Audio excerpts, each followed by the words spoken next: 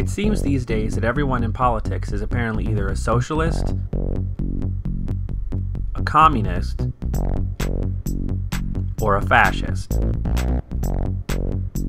If you go by how broadly some people use the words in everyday political debate, you qualify as a socialist, communist, or fascist if you support universal health care, oppose universal health care, want to raise taxes, want to lower taxes, want to further regulate companies to protect the environment, want to reduce regulations to make companies more competitive, want to invade Poland, or want to build your capital in Moscow. Wait, scratch those last two. So what do these terms really mean? To start with, socialism is the belief that everything which can be used to produce something, like a factory or farm, should be owned by either the workers making the products or by society as a whole. This would even include places like stores and restaurants, pretty much anything that produces wealth. Then the economy will, in theory, be structured to serve the needs of the people. How will socialism come about? Different kinds of socialists have a different opinion. Some believe that this can be accomplished through a market system. Some believe it would require complete state control of the economy. Some believe it will evolve naturally from democracy, while others believe it will require a violent revolution. A small segment of socialists, on the other hand, believe in the skillful use of reverse psychology. The ultimate goal of socialism is social equality and the distribution of wealth based on contribution to society. Different people might disagree about how to calculate someone's contribution to society, though we can probably all agree that reality TV show stars would probably lose out. Communism is a very similar political movement born from a lot of the same circumstances, and many communists believe socialism comes as an intermediate step between capitalism and communism. Communists are usually considered to be more militant and aggressive than socialists, though this is not always the case. Generally, communism is different from socialism in that communists believe in the complete end of private property rather than just collective ownership of wealth. It may seem like a small distinction, but there's a pretty big difference between having everyone own all the factories and having everyone own all the houses, though it could lead to all kinds of wacky house guests and adventures.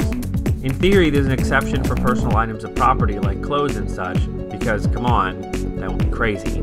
Communists also believe that eventually society can be shaped so that there are no classes of people, rather than the socialist position, which is that those differences can be minimized. Eventually, communism claims that the state will disappear, although that has never actually happened in a communist country. Quite the opposite, in fact. Basically, every communist country that has existed has had a state-run economy and has only allowed one political party. Where some socialists believe that change can come about peacefully and even democratically, communists generally believe that there is no peaceful way to create the better society without the workers overthrowing capitalism. To be fair, revolutions are just more fun. This seems like a good time to mention that Karl Marx, the father of communism, used to sell his pants to buy cigars.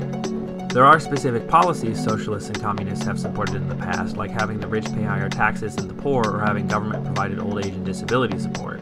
These aren't necessarily core policies of socialism or communism, except to the extent that they move the nation towards public ownership of all wealth. Plus, it would be kind of awkward if they were socialist or communist, since the US has all of those things.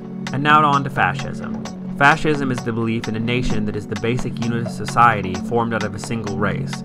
This was all bogus science that slapped a label onto whatever group you decided was your race and then claimed it was superior to everyone else. Racism is pretty much at the heart of fascism because fascists believed in eugenics. Eugenics is the idea that some races and peoples are genetically superior to others and that a race or nation can be improved by breeding people for better genetics, much in the same way you would breed dogs or horses. So fascists wanted to purify their nations by encouraging good races to breed, and getting rid of the bad races by keeping them from having children, kicking them out, or other means. Not only were certain races on the list, like black people, Jews, and Eastern Europeans, but you would also be in trouble if you were gay or handicapped.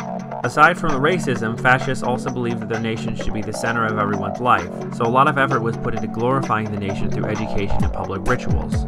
Fascists believed that their country should expand and take over the territory of other, lesser nations, removing their weak races from the picture.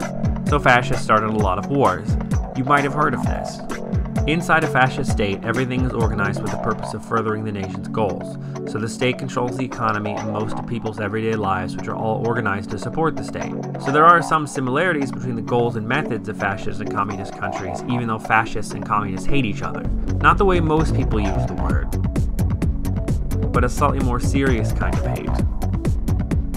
As you can see by now, a lot of people who are called one of these things don't really qualify based on the actual definition of the word. Something to think about the next time you argue with someone about politics. And there you have it.